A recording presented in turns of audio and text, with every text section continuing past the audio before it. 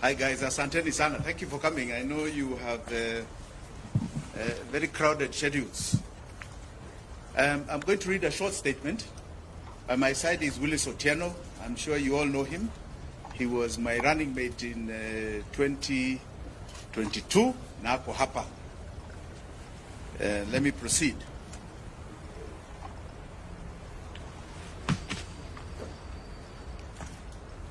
I don't care President Ruto is out of money to respond to the floods disaster.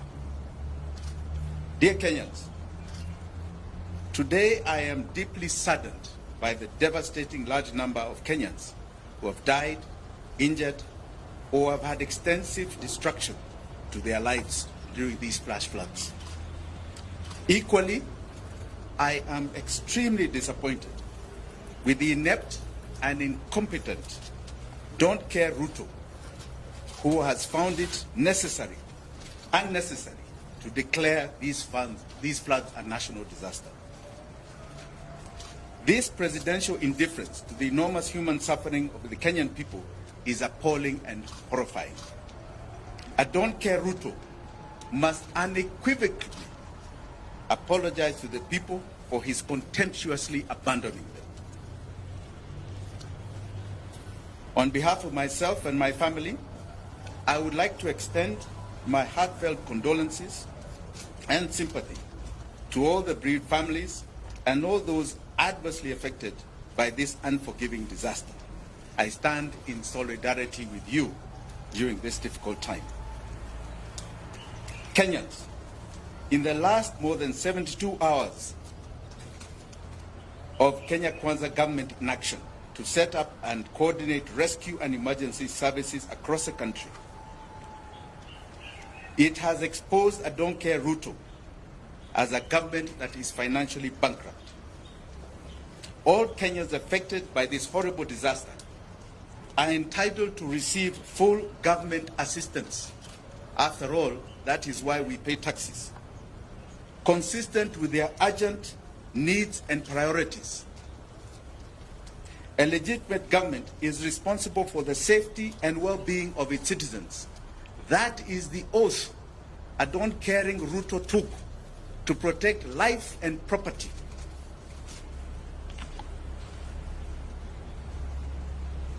As Ruto does not care, there are many Kenyans who have cared.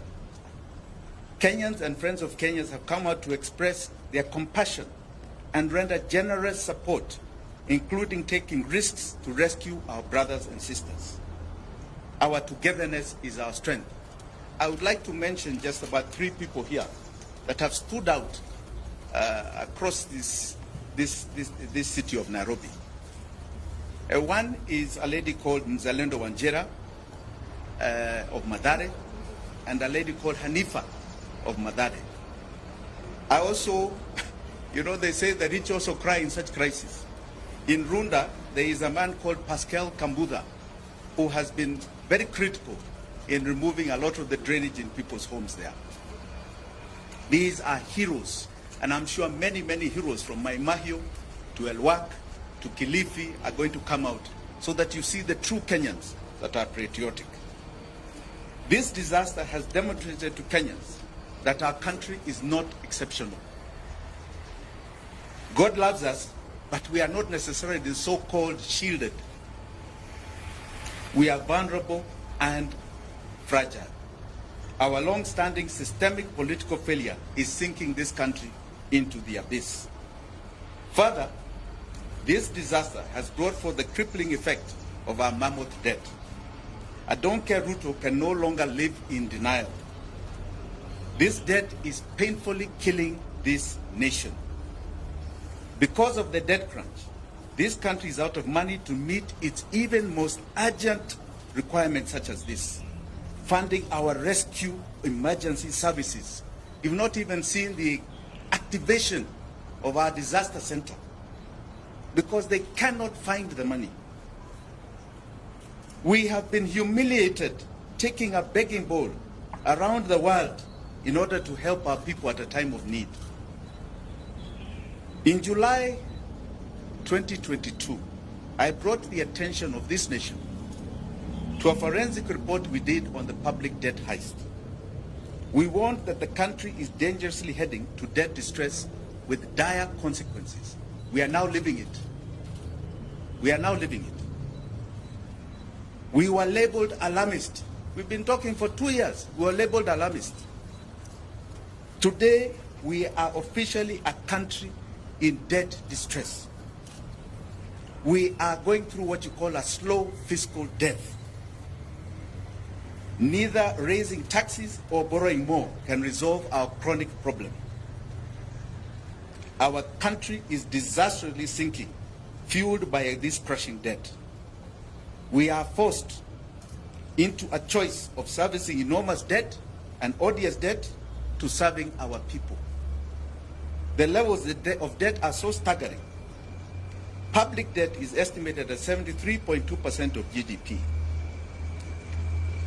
What is more crucial, and I think you should note this, is that today, as we talk, in 9 months, 83% of our tax revenue is going to the payment of debt. It's going out. Doesn't serve us. It is going out to bad debt. The government has no money to react to our crisis. And unfortunately, the blue-eyed boys of the IMF and Western capitals, even those who are here, are busy telling us that our economy has stabilized. That is a lie. To understand this devastating debt situation, I don't care Ruto has no money to fund this crisis of floods. He is unable to meet his development and service provision obligations. He cannot pay pensions to retirees. He is unable to make disbursements of constitutional revenue share to counties. You've seen governors complaining about no money to mitigate against this current disaster too. His funding education capitation has become a nightmare to him, forcing schools to charge exorbitant parents' fees. His pending bills, our don't care Ruto, pending bills are now over 1 trillion shillings and have completely overwhelmed businesses who are being shut down by auctioneers. Our public health system has literally collapsed due to callous failure to pay our doctors, negotiated and signed CBA agreement. I don't care Ruto must stop lying to Kenyans. Tomorrow, civil servants and workers are celebrating Labor Day with tears and bleeding hearts because of these crippling tax conditions. Kenya is officially under IMF economic and fiscal straitjacket. IMF has imposed toxic, irresponsible and harsh policy conditions that have only worsened the country's dire economic situation. While I don't care Ruto took a high-interest loan to avert a direct default on the 2 billion euro bond maturing in June 2024, this has only compounded the debt problem. The country already has debt distress that is sucking oxygen out of the economy. The expensive loan is partly resolve the threatening Eurobond crisis, only kicked the can down the road at a very high cost. Borrowed loans in excess of the next 2 generations to pay in violation of the Constitution. The only way out for Don't Care Ruto is to stay with his current painful fiscal and tax policies path, which is taking the economy to the grave. Alternatively, he agrees to what we have suggested over and over again: debt default, and kickstart a process of debt restructuring. In agreeing to default, I don't care Ruto will be breathing fresh space into Kenyans' lives. This will pave way for an independent, comprehensive forensic audit and investigation of public debt, and allow the country to agree on the necessary radical economic and government structural reforms.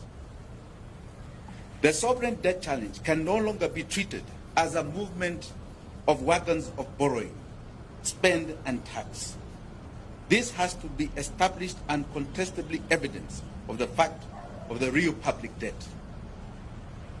The sovereign people of Kenya must get a comprehensive picture of the nature of debt, what it was borrowed for, what was it lawful, whether it was utilized for the purpose that it was borrowed, was there value for money, and the authorization to borrow the debt. Those who have been borrowing humongous loans without adhering to the Constitution and budget laws must be held individually and collectively liable. They must be paid. They must be made to pay this debt. In conclusion, Kenya's economic problem is a political problem. Please understand it. I don't care Ruto is the main problem. He ascended to power through political lying and deceit. He lacks political legitimacy. He has escalated his lying to grabbing. He is lying by grabbing Kenyans' hard-earned incomes through mpende msipende punitive taxation. The gross mishandling of the devastating funds has only confirmed this. He has reached his dead end. Don't care Ruto must go now. Asanteni sana.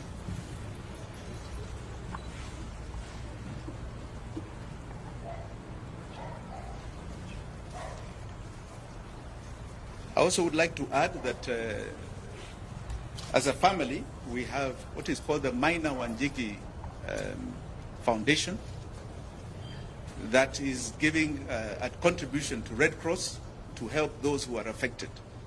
It is a large contribution. We would rather not say it, but we are giving to the Red Cross to help victims of this current disaster. Thank you.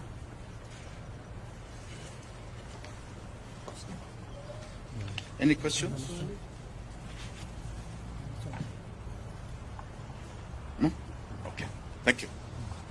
Asanteni sana.